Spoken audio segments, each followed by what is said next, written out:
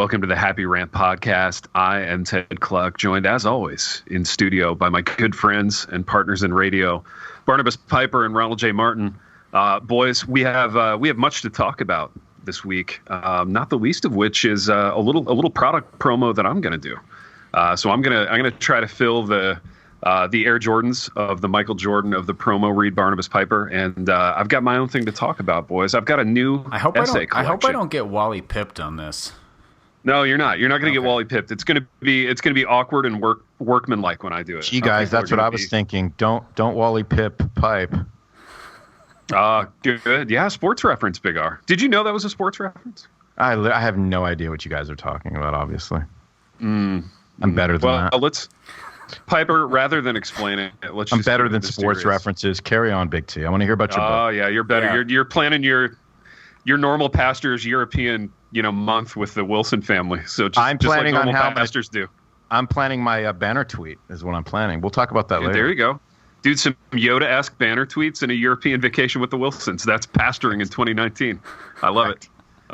Yeah, I don't want to keep you from that, baby. I know you've got time constraints. But boys, I've got a new essay collection that dropped. I've always wanted to do an essay collection, an essay book, and the book is called A Hard Thing on a Beautiful Day. And I think it's my favorite cover of all time in my publishing career. So it features a picture of my son, Maxim. So Maxim was running at the state cross-country meet last year, and the designer for the cover just pulled that out. It's a real kind of minimalist cover, just Mazzy and the title. But it's a collection of 65 essays on sports, pop culture, Christian life, etc. The publisher is Gut Check Press. And you can find it on a little retailer that we've partnered with. And I'm really excited about this company because I feel like maybe they do good work. It's Amazon.com.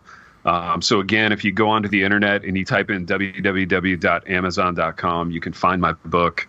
And here's the crazy thing, guys. A portion of all the proceeds for each book purchase goes to Amazon.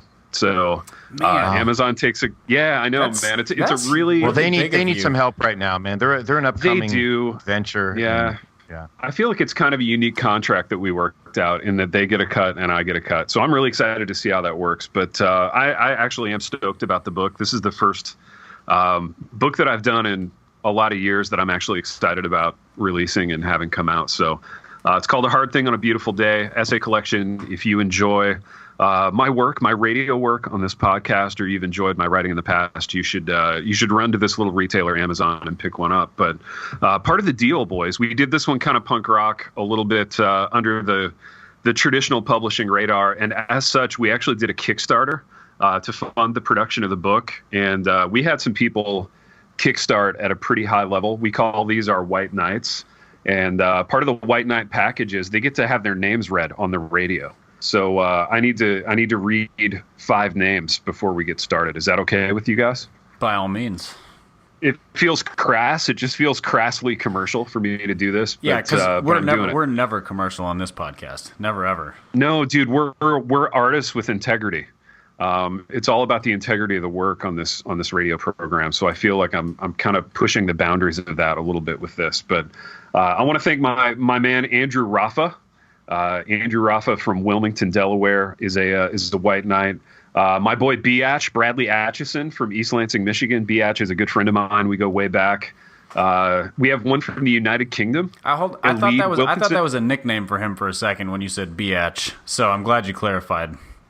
Yeah. So it's Biatch because Brad Atchison. Right. Yes. It's just kind of a mashup of his two names. So, dude, I love Brad. I know Brad. Brad's the Do you know Biatch? How do you know Biatch? Totally. I just knew him from URC back in the day. Yeah, from the old days of traveling up to Michigan from time to time. Yeah, Brad's a good dude. Also a good dude, Elid Wilkinson from the United Kingdom. So he's from a town called Kirkwall in the UK. And when I finally make my Lord Grantham kind of Downton Abbey tour at some point, you'll probably hit that with the Wilsons next year when you do your normal pastors European getaway for a month. But maybe one day I'll get there too, and I can say hello to Elid and thank him in person. 2 more names. This one is a little more challenging. Daichi Saruda from LA, from your old neck of the woods, Ron. Did you get that right, babe? I mean, was that? I think I got it right, man. I'm gonna say that I got it right. All right. Even though just say it with confidence. I'm saying it with confidence, and then we got an easy one to end. Samuel Barber, from Georgia, good old American South. So Samuel Barber, Daichi Saruta, Elide Wilkinson, Biatch, and Andrew Rafa. Tip of the cap to you all. Thank you for making the funnest book that I've done in a decade possible. So I had a blast doing it. I love the cover. A Hard Thing on a Beautiful Day. Check it out. The cover is nice. I like Amazon.com. Thanks, man. Yeah, thanks a lot. And I was excited to be able to put Mazzy on it. Who did the design? Zachary Bartles, the great Zach Bartles. So he does a little design work in his spare time. He's a man of many talents. Yeah. So that's by far my favorite cover. He crushed it. He is a man of many talents, absolutely. But boys, we are men of many talents, and I don't want that to get lost in the weeds of commerce here. And we have a lot to talk about, namely the fact that something that happened 10 years ago has since resurfaced on the internet and on social media, and it involves Piper's dad, and it's really funny. So Piper, why don't you set this up? Talk about the context for this thing, like how you ran across it again a decade later, and kind of how people are responding to it. And then I've got some specifics on it that I want to talk about. Okay, so yeah, it must have been, I don't know, it must have been mid-2000s, so 2006, 2008, something like that. My dad was speaking to the American Association of Christian Counselors. And there's a video clip, and actually Relevant Magazine reshared this with sort of some pithy commentary, comparing it to Curb Your Enthusiasm and The Office and some other those humor shows that are completely based on awkwardness. And he stands up, and anybody who's heard him preach knows that he is, he's always earnest. He fires out of the gates serious in any context. Oh, yeah. Like he doesn't lead with a joke. He doesn't lead with so yesterday I was talking to someone. No. He starts with either let's pray or a text or this is where I'm going today. And he just goes. Yeah. And that's what he does here. And then you just hear laughter starting. And he's talking through personal struggles and difficulties and challenges. And a collection of counselors are like guffawing at him. And he gets more and more frustrated with it. Well, what the video does not show, and this is the fun little backstory, is that they made a mistake in the introductions for this thing. Either they had the order of show wrong or they just got the introduction wrong. And he was announced as a comedian of a different name. So they were supposed to have a Christian comedian as part of this thing. And then John Mulaney, everybody. That's right. Yeah, and then John Piper strolls out there, and he's kind of dressed like a 1990s comedian as well, because he's got a gray suit on with like one of those shimmery burgundy shirts, probably because my mom shopped at TJ Maxx or something like that, and then then a not quite matching burgundy tie. So you got like the gray burgundy sort of. It looks very Christian comedian-ish. If you don't know who he is. And he starts... He looks like a 1950s like Borscht Belt comedian. He should be playing the Catskills. Yes. And so there's this whole setup where he was set up to fail. He also he's not reading the room and kind of understanding what's going on or where the gaffe was, so he's super frustrated, like stop laughing at me, I'm being serious kind of thing. And it just... I love it. It was a genuine I don't know if he was delighted. It was delightful for those of us who got to watch at just the mix up. Yeah, no, it's great, man. So I actually think there's a couple things at play here, and you can shed some more light on this, Pipe, because you've been around and traveled with your dad. I'm guessing to a lot of these things over the years, but there's a certain, and actually Ron needs to speak to this because he's conference man. He's been in more conference settings than any of us combined, but I feel like conference audiences are eager to laugh for any reason. I mean, you get people like out of their homes, out of their offices. You throw some like gift bags at them and conference food and lanyards, and like they're just ready to laugh at the drop of a hat. So it occurs to me that this isn't probably a great setting for your dad.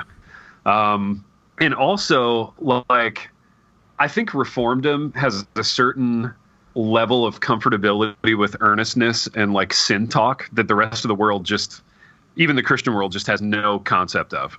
So the idea of a guy getting up there and like talking about his own sin struggles strikes us reform dudes as totally normal, but for the rest of the world, maybe not. So, Piper, what kind of this was just a Christian counseling conference? Is that the deal? Yeah, it's the American Association of Christian Counselors, and it's several thousand people. So I think it's both professional counselors as well as like, people who do counseling at churches. So you can be part of this association. Yeah. So I mean, these are people who are accustomed to kind of living in other people's mess, and so which adds a whole other level of irony and amusement to their reaction to his seriousness, because you expect them to be sitting there, with like reading glasses pushed into their nose, kind of nodding knowingly and jotting down the occasional note, just yes, tell me more. Now, how did you feel when? And instead, they're just busting a gut at somebody being very sincere with them. It was amazing. Now, Pipe, have you talked to your dad since this thing resurfaced? I haven't. I'm sure I think I talked to him about it relatively shortly after it happened, because it made its rounds then. And I think he was sort of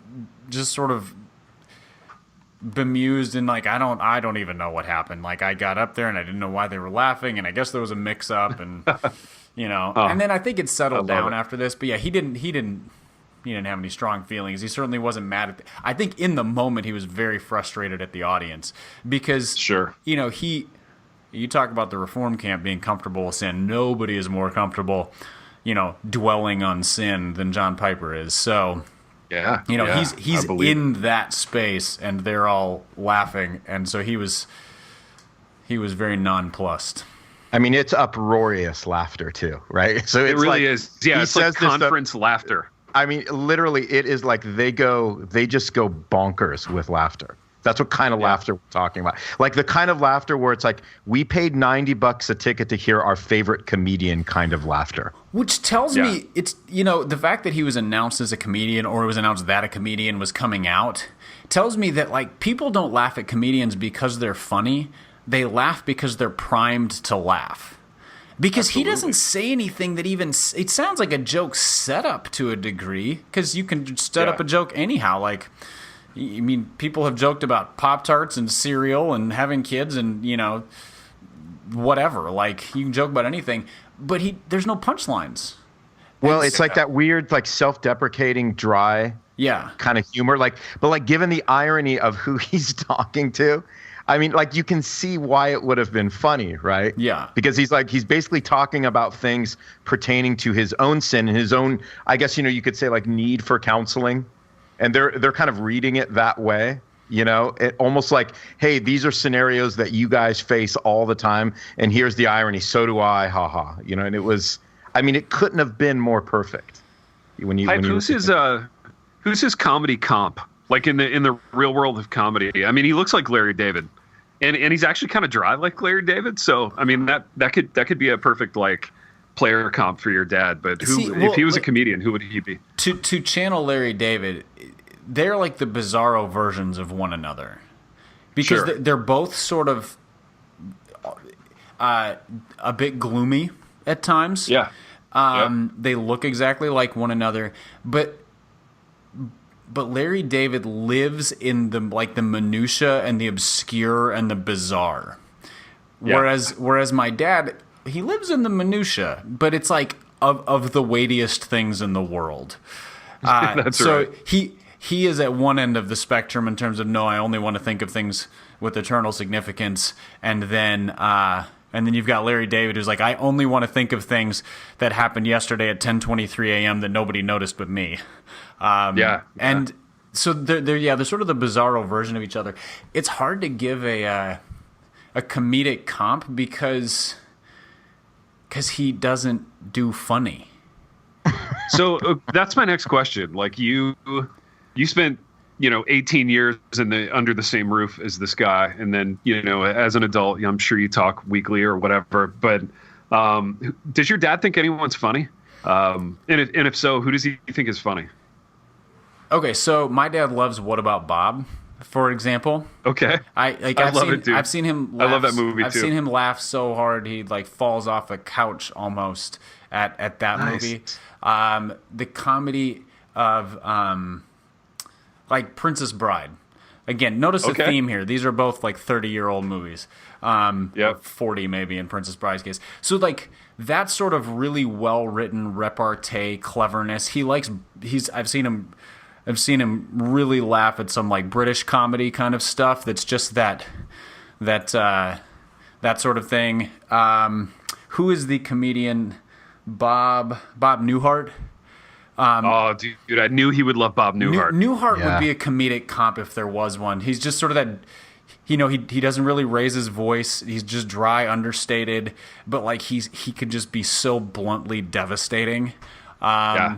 Yeah, so my dad definitely has a sense of humor. He just doesn't joke. Like he doesn't tell jokes. He loves like a good storyteller. So like if we're ever having dinner and one or two of my brothers are much funnier as storytellers than the rest of us, and they start, they'll kind of regale us with something, and he loves that, and he loves to laugh. So he's not like a humorless person at all. Just he never intends to be funny when he stands in front of people ever. If he's funny, it is completely like off the cuff, by accident, or because he says something tongue in cheek or whatever. But he's never telling a joke. Dude, does he still rock that like Don Corleone suit from time to time with the maroon shiny shirt? Have you seen that in a few years? Don Corleone or like early 2000s prom goer is what I would have compared it to. He's or like Night at the Roxbury kind of. Yeah, he's one cheap boutonniere away from going to prom in that thing. I think he's moved away from the shimmery shirts. I think maybe somebody gave him some "those look bad on camera" fashion sense. I got you. They also Now, look bad in person, but that's a separate issue. One more question on this, and this one might hit a little bit close to home for all three of us. He attended our last live show and was very, conspicuously in the audience. Did he think we were funny that night? Did he say anything about whether the three of us were funny? He did think it was funny. I think there was enough sort of insider joking that at various points he was like, I don't know what these guys are talking about. His main piece of feedback to that was that I let you guys off the hook too easy for your terrible takes about cats, because he thinks cats are of the devil. There we go. So There we go. he when I walked back to him during the intermission, he goes, "You went way too easy on those guys." He said that to me too, by the way. Which brought me right back to like junior high football, when he would pull me aside after games and be like, "You need to get low and knock that guy on his butt," kind of thing. And so Oh, dude, he gave you notes after football games? I love that. He was also very supportive. He wasn't the dad who always tore me apart. Sure. But yeah, he was always like the you can hustle harder, you can hit harder, you can run harder, like you can do everything with more effort. Was kind of his. Which plays itself out in how he handles his business. Nice. Now that sound you hear, boys, is everyone in Reformdom getting rid of their cats after they listen to this. John Piper is against cats, then so is the Reformed world. Boys, I want to make a little pivot here into something that you guys shared in our pre-show production meeting, and that is an essay that this guy from Skillet named John Cooper. I'm not a Skillet fan or listener, so I don't know like what this guy does for Skillet. What is he, like the guitar player, or does he sing? What's the deal? Lead singer. Oh, lead singer. Okay, there we go. The main guy. For the listener's sake, I know this because I am looking at an article that leads with John Cooper, lead singer for the rock band Skillet. I didn't know who he was prior to this. Yeah, there you go. Anyway, like he wrote a thing on Facebook, I guess, about all this apostasy that we're seeing in the Christian world. I assume Joshua Harris and I guess some guy from Hillsong chucked his faith as well recently. And so this guy from Skillet writes this essay about it, and apparently it's generating a bunch of traction. And I read it. So I read it before the program here, and I got to tell you, like, I thought it was pretty good. I thought it was pretty well said. Big R, man of the cloth. We have men of the cloth now on the show, so it's going to be some time before I get used to that. But as our longest tenured man of the cloth, what do you make of this, man? What did you make of the content of his essay, first of all? Yeah, I thought content-wise, I thought it was good, man. He brought up a couple of points that nobody else has really tapped on, and I'm trying to get to it and remember what. So, but he brought, and Pipe would probably be better at remembering that than me. But he just brought he kind of had a couple of fine points on sort of just the direction and tone that these people have been taken as they're publicly kind of walking away. That I thought was really interesting. And he was really he was direct, he was honest, he wasn't mean, and but he was incredibly centered on the right thing. So this is obviously a dude that has thought through this. He's obviously somebody that's committed to Christ. And I think he said, given his role and his position, I think some of the things he said were brave. He's definitely going to take some hits with this, because in some ways, in some places, people are going to think that he was, a little unloving and lacked some grace. I would disagree with that, of course, but because I think his tone was good. But some people are going to take it, given that he's coming at it from the side of the music industry, which has to be incredibly inclusionary about all things and everyone. That's where he's going to take some pretty big hits. Now, from our tribe, because he was so direct. And because he kind of brought everything back to, we need men that, are centered on the gospel, stay true to their beliefs. That kind of a tone with it. I think he's going to be praised by people in our tribe. But it was really interesting. I don't know anything about Cooper. I don't know where he's at theologically, I don't know anything about Skillet. I've literally never heard one of their songs. But it's definitely interesting, and it's definitely got people, kind of buzzing and hyped about it. So I'm wondering what's going to happen. I'm wondering if we're going to see him speaking at a conference next year now, is what I'm wondering. Oh, baby, you got more competition. Doggone it. There's another one. Another one gunning for that main stage. Don't worry, Ronnie. He is not a normal pastor. So I think I think you're safe. No, I'm not worried. He's going to get asked to the conferences. I'm too normal to be asked to speak at. That's fair. But those gift bags that should go to you, and he might open them. Just has a few more fans than I do, boys. So we're in different leagues. So he's probably too eager with the gift bags, though. But I'll tell you what I liked about it. Yeah. I really loved how innocent it was, and I guess in the era of curated statements and think pieces and cleverness, just we're in an oversaturated moment of cleverness, I think, and I even I lump myself into that category in that I wrote a Joshua Harris thing too that I didn't publish. I kind of wrote it for myself, and I mean it sounded too much like me. It sounded too much like me trying to be clever, trying to speak whatever into the issue, and I guess I like the unguardedness of this. It seemed like a guy just kind of. Again, like you said, Big R, lovingly and I think graciously making strong points. It felt from the heart to me. It did feel from the heart. I totally agree. Yeah. There was nothing clever about it. He wasn't talking like a theologian where he's trying to make sort of these epic tweetable quotes and points. Right. He just was saying, man, this lacks logic. This doesn't make any sense. Can we talk about it from that angle? And can we talk about the fact that these are people that after 20 years of preaching something that they allegedly believed in, they make this turn, and now their first response is to start preaching sort of this new set of beliefs. And so it was a really interesting point. And again, he breaks that down a little bit, but he did it in such an everyman way, which was just common sense and logic. And so I think that's why everybody is kind of taken back in a good way, where it's wow, he said this so plainly. We've actually missed some things in this, is what he kind of illustrated by his article for sure. I agree. Yeah, it actually, I think. Yeah, go ahead. I was gonna say he does a thing that I feel like most of the people who respond to these. Most people are trying to kind of read into things too much, or what was the cause of this? Where was that person's heart at? Could we have seen this coming? And he just takes a step back from all that and just I have a few obvious questions, except they're the kinds of obvious questions that we fail to ask, and he just walks through it. And I like his first question is, why is it that when people who have been such bold, outspoken proponents of something, in this case the gospel, for a long time, immediately feel the need to be a bold, outspoken proponent of the opposite. Like, why aren't they embarrassed or humbled or fearful or confused? Like, why are they so eager to go in a direction that they can't even define? Which is just sort of a commonsensical response to a thing that I think we've gotten so accustomed to the insanity of it that we don't even think about it. Yeah, no, definitely. Yeah, it struck me that this was like tonally very different than Carl Trueman's article, but like content-wise very similar. But the kind of thing that obviously would never run on First Things, and it would never be read by the same people who are reading First Things. But it said a lot of the same stuff.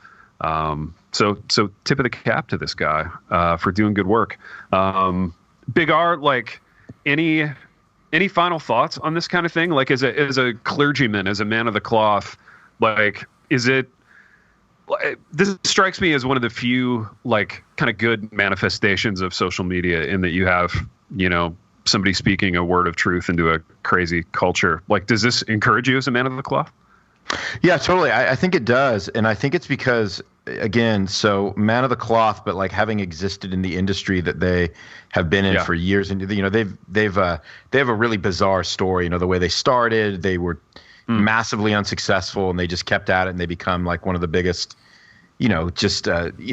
Christian, rock artists in the world. Dude, where are they from, these guys? I think they're an East Coast band. I think. Okay. I could be wrong about that. I don't really know much about them. We used to do some work with their label mates, a band called Bleach back in the day. And again, irrelevant to the story, but other than to say that it's really interesting, again, coming at it from, music industry, which is always sort of like super inclusionary, Wild Goose Festival. Everybody's okay. We just got to love. We just got to be accepting. We can't disagree. We can't have a divergent opinion about anything. Everybody's okay. Everything is true. And so that has definitely seeped in, even, in my last days when I was really involved in the industry. But I mean, there's always been that sort of attitude there. So for him to take this kind of a stand, I can only imagine the kind of emails that he's getting right now, and the kind of resistance that he's facing. Which I think is so interesting about a guy like this, and again, he's, I think he's going to pay a cost for this kind of an article. So I'm fascinated from it from that standpoint, which is like he's going to lose some fans and friends over this for sure, and that kind of makes it even more compelling for me for some reasons. It's nice when there's risk attached, I guess. Absolutely, not nice from his standpoint, but just it makes it seem more real, I guess. That's where the authenticity comes in. Pipe, what were you about to say? I was going to say, I'm not up on Christian music at all. I don't listen to it. I don't really know. I couldn't name 5 bands that are popular right now. I don't know if Skillet still is, but I have to guess that he will have gained as many fans as he lost through this. Probably, yeah. Because he doesn't say anything. He doesn't go after anyone in particular. He doesn't go after any camp in particular. He's talking about it like a phenomenon of prominent Christian influencers leaving the faith and the manner in which they do it, and so he just puts his finger on some different things that I feel like people across the swath of evangelicalism who still claim to be Bible believers will largely go, yeah, what he said. And so my guess is that it'll be really well received by the casual fans, not necessarily the inside industry people like Ronnie was talking about, but I mean, I've only seen people respond to it positively. Now, of course, I am in the conservative, more biblically orthodox echo chamber, but I think it's going to be positively responded to, and there are going to be people who are like, "Oh, Skillet, I should go check out their music if this guy's involved."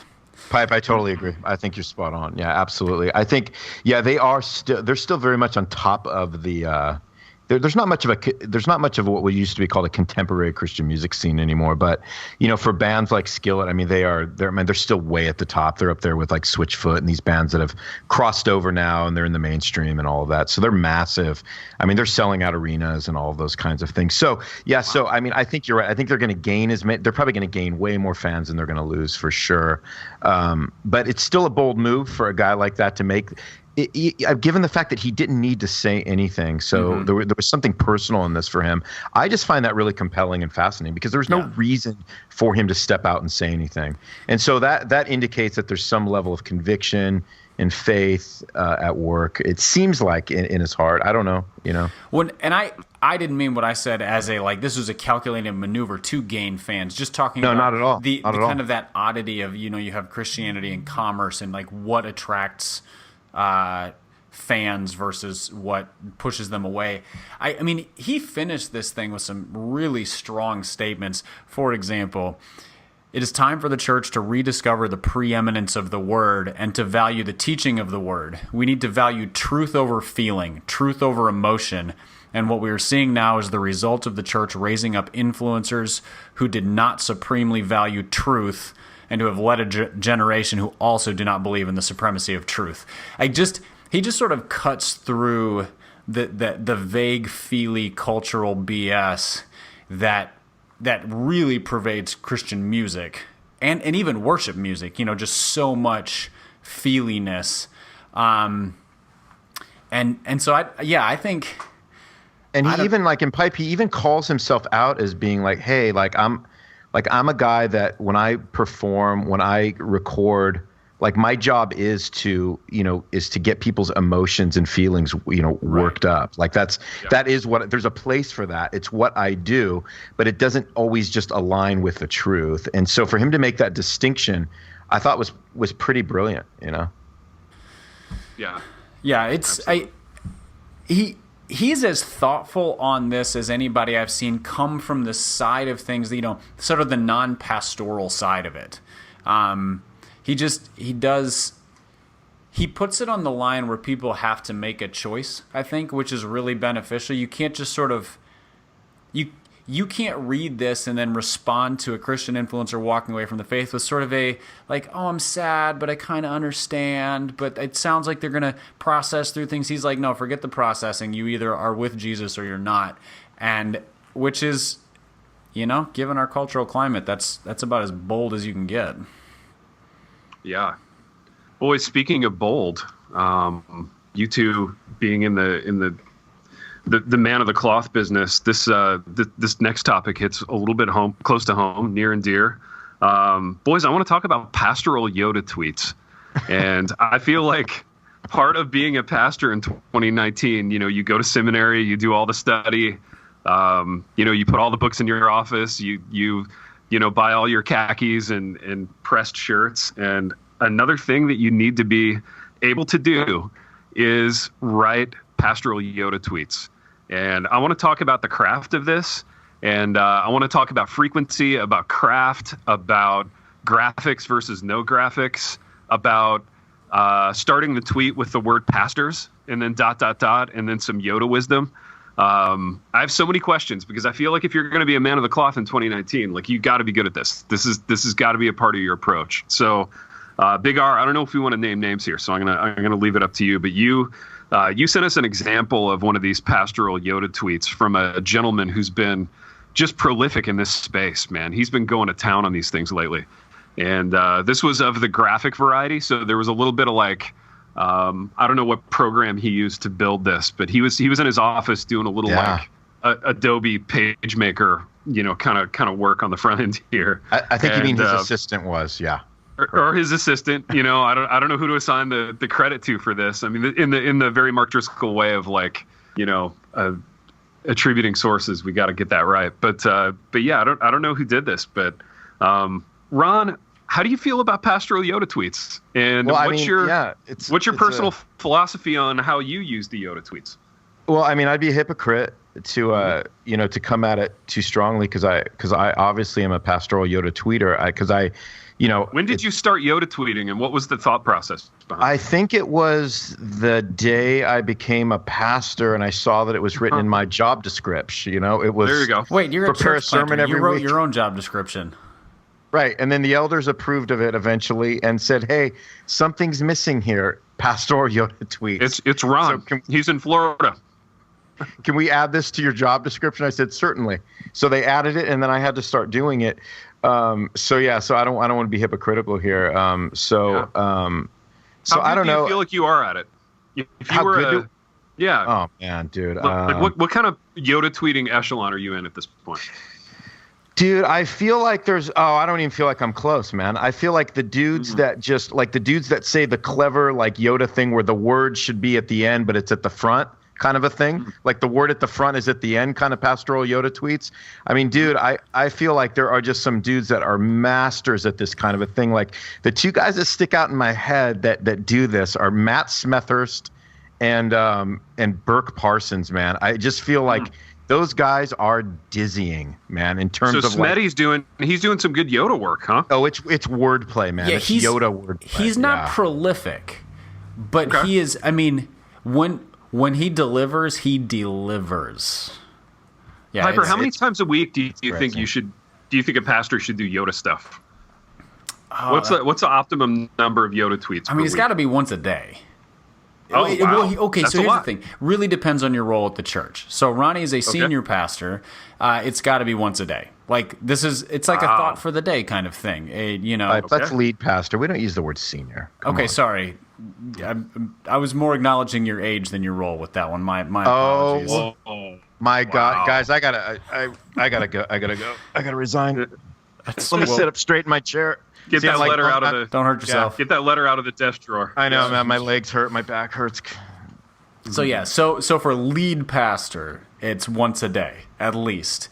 I think for somebody, so say like Matt Smethurst, who is, I don't know what his role is at his church. He's on staff with the Gospel Coalition, so he's a content guy, Christian content guy. For him, I'd say like twice a week. Okay. Nice. In terms of like solid gold goodness on these things, I think if you're like a seminarian, you're probably going to try like 3 times a day, and you're going to hit like once every other month.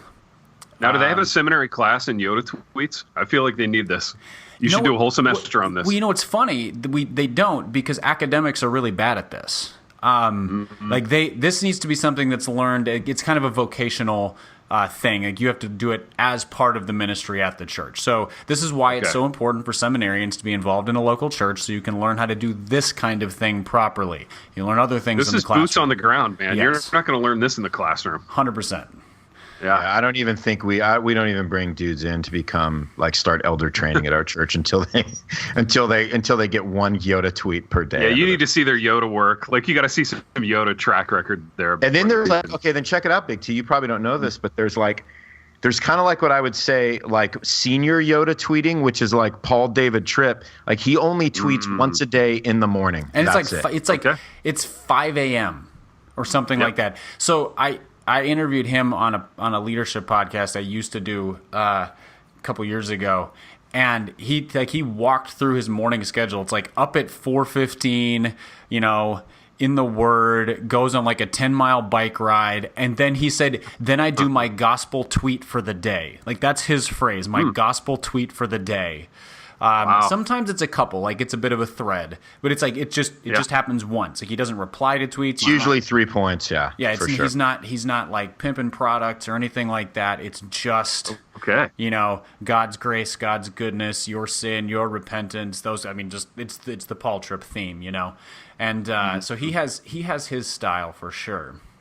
But what I'm fascinated by, and again, this is not to say that I'm any better than this, other than to say that the ones that shock me, Big T, are what you just described, are the guys that like they do like the big graphic and the banner.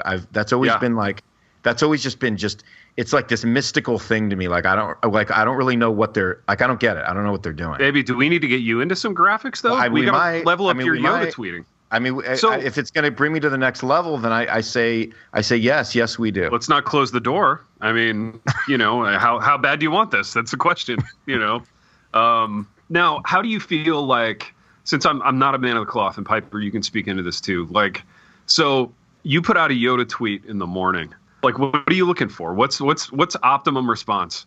Like, are you looking for a response that says, "Oh man, what a good word! I needed that today," or are you just looking for likes? Like, what's best case scenario for a great Yoda tweet? Like you hit publish on this thing and you're feeling great about yourself. You're feeling I just crushed that. I know, but baby, the problem is like I don't have a lot of Twitter. Like I don't get a lot of responses on anything, so it doesn't really. Okay. So it doesn't even matter because I don't have like that many followers. Let me propose a metric for you then, Ron. That would be likes or retweets, specifically retweets, because those are better than likes, from particular people who you like. If they do it, you're like, rubber stamped, gold star for me. I have pleased the important person or people. Who would that person or people be potentially? Baby, when you retweet one of my Yoda tweets, I will tell you. I did 2 days ago. You did? Yes. See, it happens and I don't even know. Dude, that's as joyful and unguarded as I've ever heard Ron. Seriously. Yeah, you tweeted about humility.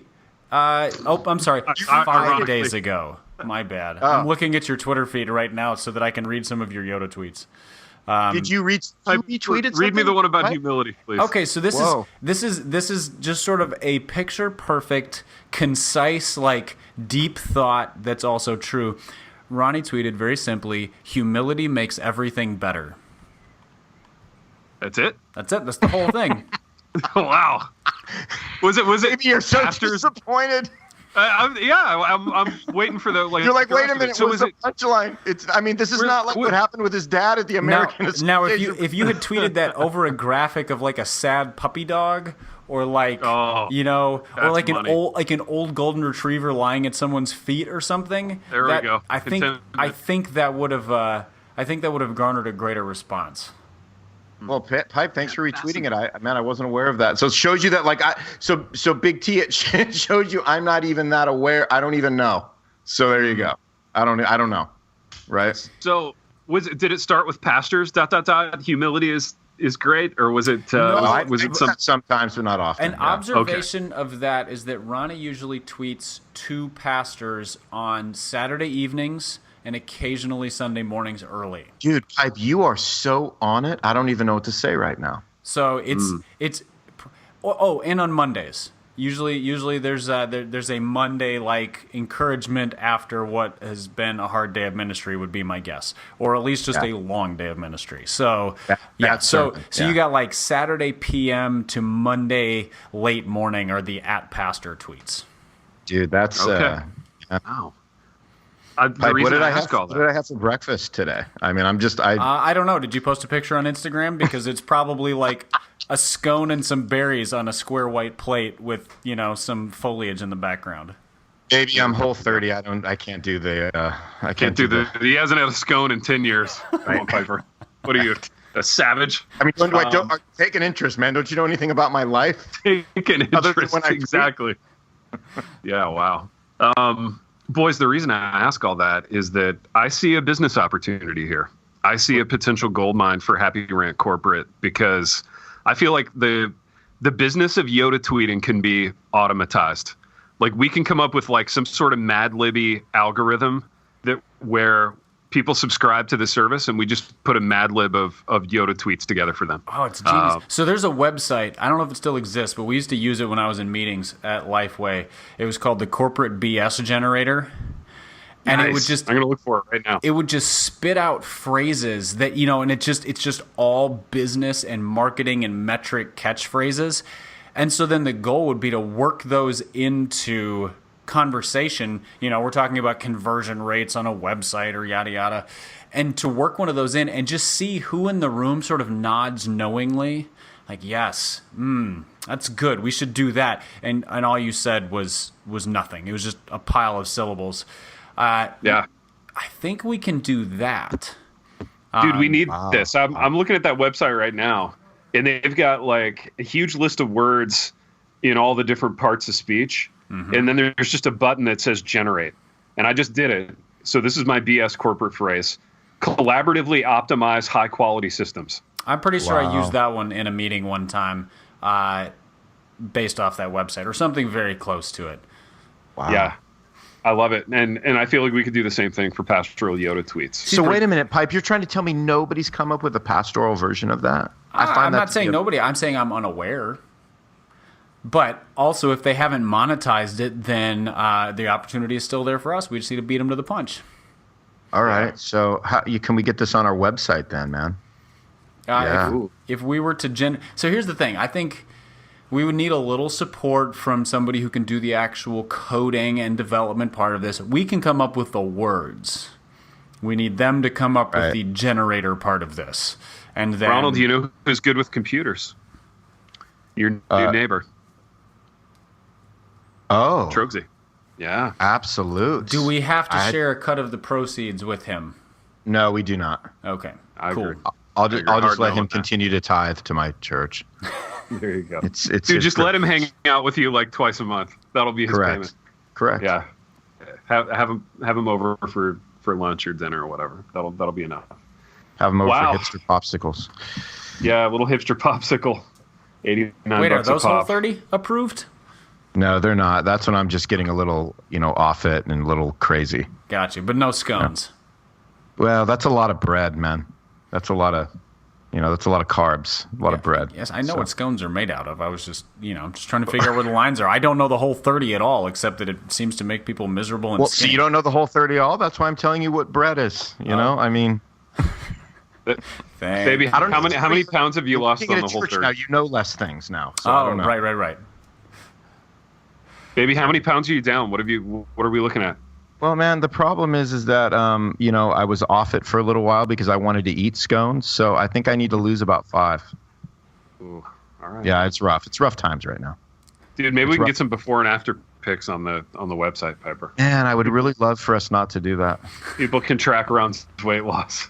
I'm trying. Hey, we have some live events that we haven't announced yet next year, and I'm gearing up for that already. That's how I think. That's how far in advance I think. You got to fit into your live event jeans. Absolutes. I love it. My LEJs, man. My live event jeans. LEJs, live event jeans. Man, this podcast is dead. We've just We've killed it. We're done. I mean, we're so done. Yeah. Look at us. We keep just saying words instead of like ending it. It's insane. This is like the podcast BS generator. I'm not ending it. I'm not done yet. I want to see how long it can go. But we need to get Ronald out of here, Piper, because he has There's no any reason. pastoral. Dude, he's got food to not eat, and he's got pastoral Yoda tweets to work on.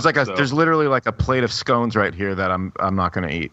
So please let me go so I can not eat them. Dude, you just bake them to not eat them. It makes you feel in control. Big M bakes them to not eat them. Big M won't.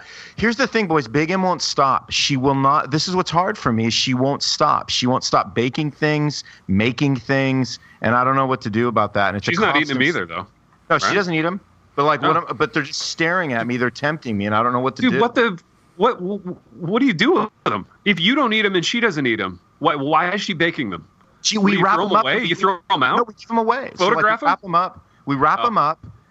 We have this thing we do where we wrap up our desserts, we get on our bikes, and we deliver them to people in our congregation. So we do that on Saturdays.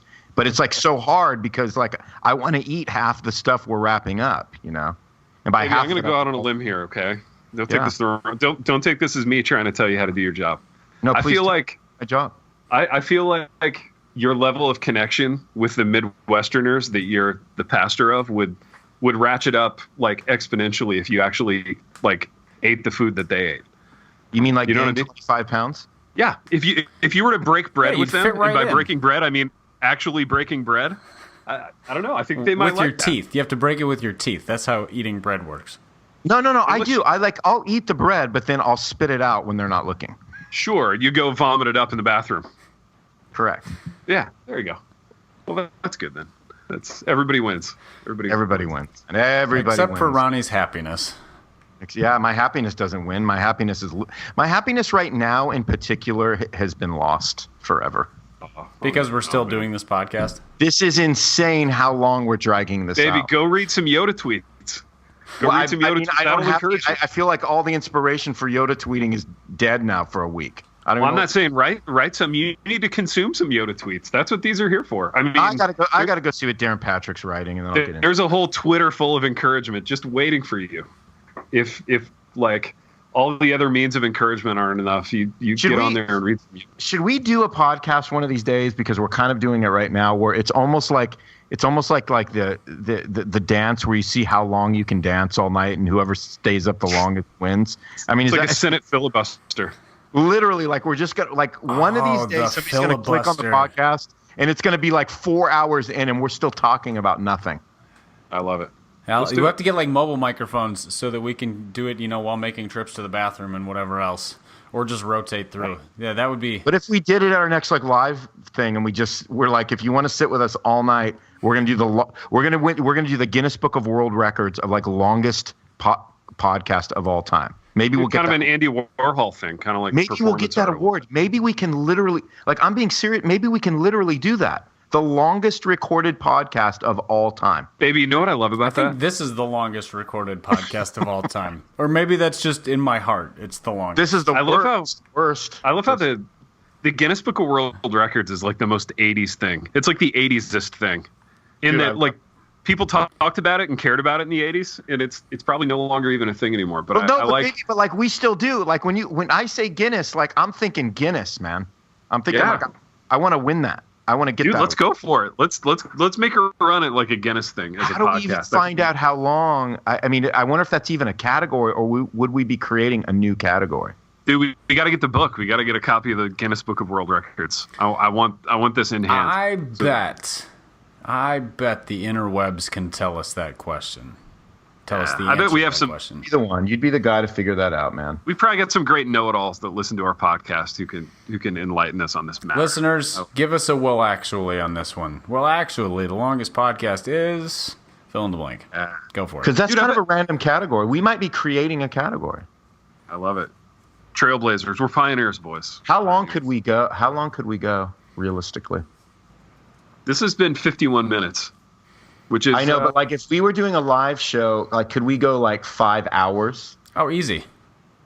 Oh, yeah. I don't even think that'd man. be hard. I think once we got to like 6+, it would start to be real challenging. But I mean, here we are at 51 minutes, and we're like, yeah, we got nothing. Well, that's because we used up topics. I mean, we could... Any one of us could jump on the web right now. We could start talking about the longest podcast. I could go find that information, but I just don't feel like it because I would like this to be over. Yeah. We really have nothing to do today, any of us, do we? I think I would, too. Let's have it be over, boys. Are we in agreement on that? I don't know. I mean, is there a reason why we'd want it to be over right now? I'm hungry. You can't be hungry. It's 2:30. I ate something I on the kind of show. skipped lunch, and then we just spent like 44 minutes talking about scones. Oh. Let me have Big M send you some scones, Pipe. How about that, man? We'll FedEx you some of our latest creations. They'll be delicious. I'm in. All right, just send me your address. You want some, Big T? Yeah, baby. I'll take a scone. Cool. All right. Well, let me serve you men in this way. Wow. That's big. Baked man. goods. I love my baked goods. I can't eat them, but I want you to I eat also them. love your baked goods. Let's do this. All right, boys. Well, we have wandered to and fro throughout these topics, and we're both excited, Pipe, about baked goods from the Martin household. I love getting baked items from people who don't eat them. So that promises to be a they real don't even treat. know if they're good. They're just like, it looks Exactly. pretty. Yeah, it looks. I'll nice. take a bite, chew it, and spit it out. So I'll test to its taste. And There we go. Okay. That's good. Boys, we've wandered to and fro throughout these topics, and until next time. The Happy Rant is brought to you by Resonate Recordings. If you go to resonaterecordings.com, you can see the full range of services they offer. So if you're considering starting a podcast, they are the ones we recommend going with. Again, go to resonaterecordings.com to see their prices, to connect with them and ask any questions, and to see what they can do to help you launch, edit, master, and improve your podcast. Again, go to resonaterecordings.com to see what they can do to help you launch and improve your podcast.